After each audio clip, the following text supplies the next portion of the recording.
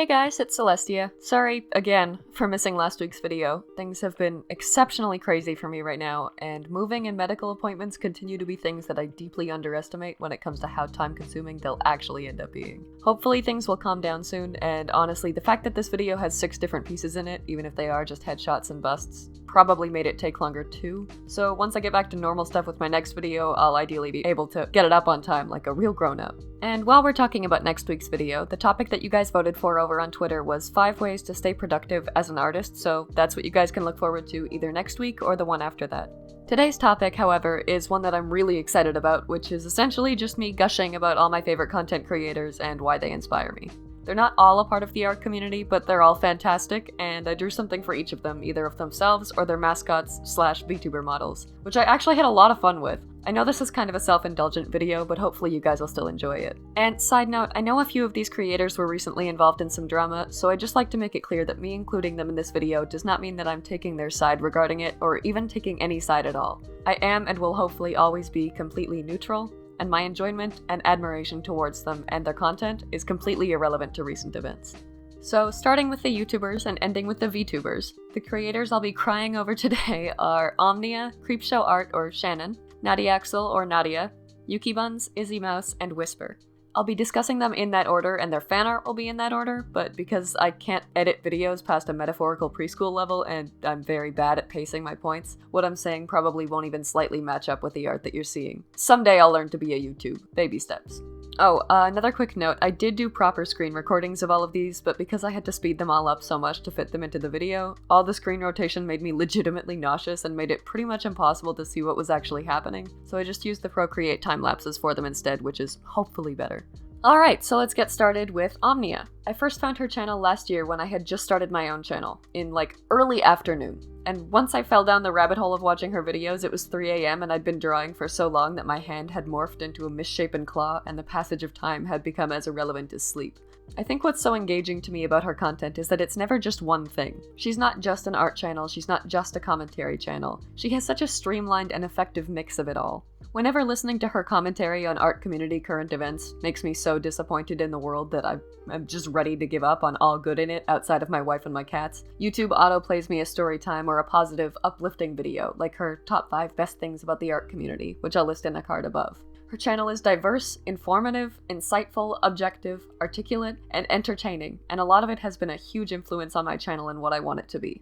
Which is kind of exactly what I mean.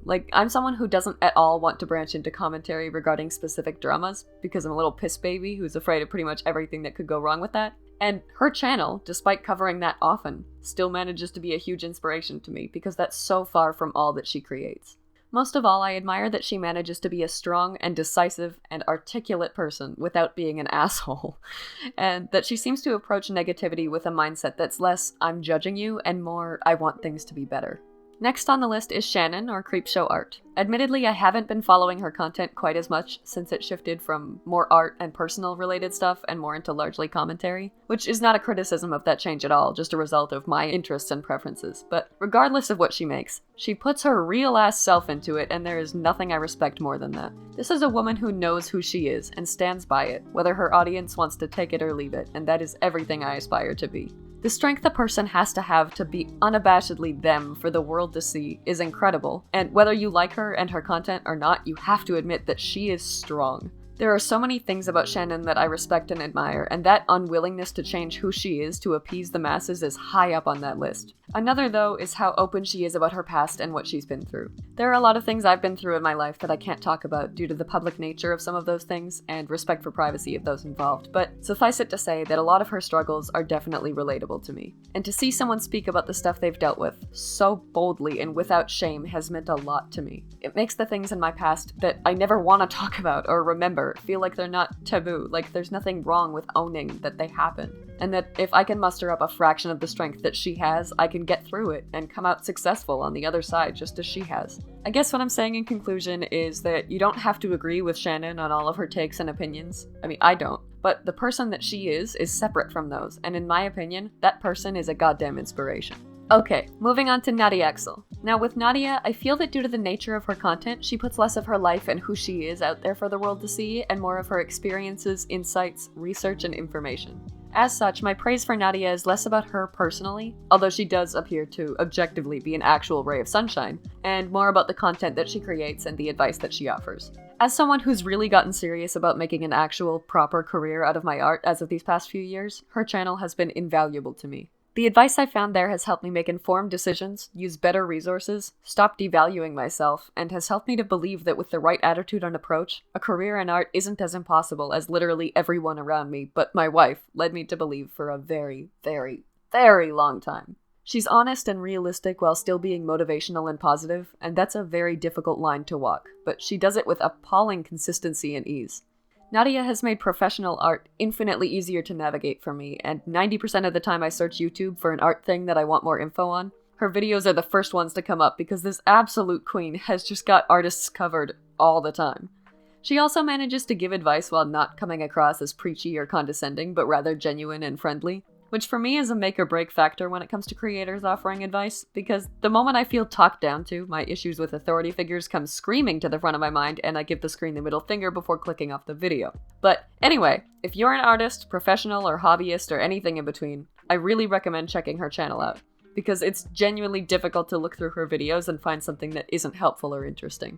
Also, if you do check them out, you'll see that she both shows and draws her real self, which I absolutely could have drawn instead of an unbelievably fluffy flamingo, but the flamingo is just straight up my favorite little guy to see pop up in her videos, so I drew my boy and I'm not sorry about it. Next, we're moving on to Yuki Buns, who I put in the middle because she's actually a YouTuber and a VTuber, which is truly the dream. Before I get into my gushy stuff though, let me just say, Yuki, if you ever see this, I'm so sorry. I was recovering from a colonoscopy when I drew your fan art, and my sedated ass completely forgot the big bow on the left ear, as well as the bow on the shoulders. I realize this probably isn't a big deal to anyone but me, but let me tell you, when I noticed that after finishing the entire thing, I made a noise that was both horrified and horrifying enough to make my cat's ears recoil straight into their heads. Anyway, Yuki's is another channel that I really enjoy for its diverse content. She makes commentary, story times, art stuff, and even Animal Crossing stuff, which, let me tell you, was the happiest possible surprise for me. No matter what she's talking about though, I always get the feeling that I'm hearing it from the perspective of like the big sister anime character who's full of wisdom and sees things for what they are because she's taken a step back from them. Like, I feel like she's a real adult who gets it, despite us probably being around the same age. I don't know what it is about her, but I think it's because she's so calm and collected when she presents her points, while also managing to project this friendly, warm vibe that just makes me feel like what she discusses never comes from a place of malice or true judgment. There's something so calming about listening to her videos, and there's something about her that feels so sincere and real and kind, while also being concise and well-spoken. I can't properly articulate exactly what it is about Yuki that makes me feel so comfortable and chill, but all I know is that whatever this absolute icon's vibe is, I love it. And whenever I get a notification that she's posted a new video, I make some tea, I get cozy, because I always trust that no matter what she's discussing, she'll do so in a mature and respectful way that I can always truly enjoy. Moving on to VTubers, let's talk about Izzy Mouse. I'm a new fan of Izzy's, as my partner introduced me to their content either last month or the month before that, I think. And listening to their streams has become a part of my regular schedule now that I always look forward to. I've always felt that a lot of just chatting streams are very forced, like the conversation isn't really organic. I don't know, humans are just very sensitive to artificiality, I think, and it's hard for me to find a stream that's just hanging out with their audience that doesn't feel fake or awkward or uncomfortable to me. Admittedly, I don't look very often, but still. Izzy's stream is the complete opposite of everything I hate about just chatting streams, and that's in large part because from everything I've seen so far, Izzy's just not a fake person. They're chill, relaxed, occasionally feral, and above all else, I've never felt like they're pretending to be someone they're not. They always come across as genuine, like I'm actually just hanging out with a friend. And especially during isolation, hanging out with a friend is hard to come by, my partner aside. So tuning into their streams and getting to feel like I'm listening to a buddy tell me their stories gives me a really warm feeling that's really difficult to describe. They're just down to earth and honest, and their streams have brought me a great deal of comfort during a time that's anything but comforting. I know their TikTok clips show their more hyper-feral side, and I'm not at all saying that that side isn't also a part of their streams that I love. Shout out to our good old daddy Dill Pickle. But there's something that's really beyond words for me to just feel like I'm chilling with a real person and enjoying some sleepy time tea. Finally, our last but certainly not least creator is Whisper. Whisper is another VTuber that my partner introduced me to, and it took me all of 5 minutes of watching their stream to come to the unflinchingly rigid and undeniable conclusion that I would die for this toaster. Similarly to Izzy, Whisper has always seemed very real to me, which is especially impressive because they're all so funny as hell. And I find that funny people tend to go over the top with that comedy, to the point that they aren't really genuine anymore. Like, so many creators come to mind that my mind is just like a scrolling Word document with no foreseeable end. But Whisper is both hilarious and sincere, which is very hard to find. They're just such a natural entertainer, in my opinion. Like, they're just themselves, and you'll find yourself just feeling like you're chilling out with them 1 minute before choking on some nice Tim Hortons steep tea because they tried to do a kickflip on a virtual jacklift because they decided it was actually a scooter. But comedy is far from all that Whisper brings to the table. They're also really good at Doom and pretending that a Gijinka mod of Pokemon is just the normal Japanese version of the game. Seriously though, their streams just have this flow to them that I can't put into words, which, as the video progresses and this happens more often, I'm thinking might just be because I'm bad with words, but the point stands. I just find myself watching them for hours and never getting bored, and I think that that's largely because they just allow their personality to shine through their content in such a real, seemingly effortless way. And just like Izzy, it's invaluable to me to be able to watch a stream and feel like I'm hanging out with a real person who's not going out of their way to be whatever people want that day. Whisper is Whisper, and I always feel like even when they're being entertaining and funny, they're being themselves. And I just really like them as a person. There's also something to be said about the fact that their stream helped me make it through the Catacombs in Dark Souls Remastered, with minimal screeching, thanks to the aforementioned Gijinka Pokemon playing. Like, these streams might be the only thing to make that goddamn game bearable for me. Also, big thank you again to Whisper for actually answering my Twitter DMs that were respectfully demanding ref pics of their model making an angry fist. Today's Nico kneecapping is officially endorsed by the toaster themselves, so thank you. The art, anyway. I don't think they knew I was gonna squeeze my heart into this video like a dish towel, but again, here we are. Alright, we have finally come to the end of Mushy Time, put your hearts away. Seriously though, thank you to all of these creators for brightening my life and the lives of many others during very difficult times. And thank you all for being such inspirations to me.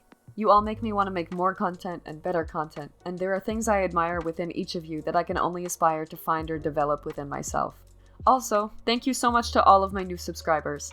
I started the month of January with around 40 subscribers, I think, and now I'm at over 300. I don't necessarily understand what brought you all here or enticed you to stay, but I'm so happy and excited to see this growth, and I'm so grateful to all of you for checking out my stuff and sticking around.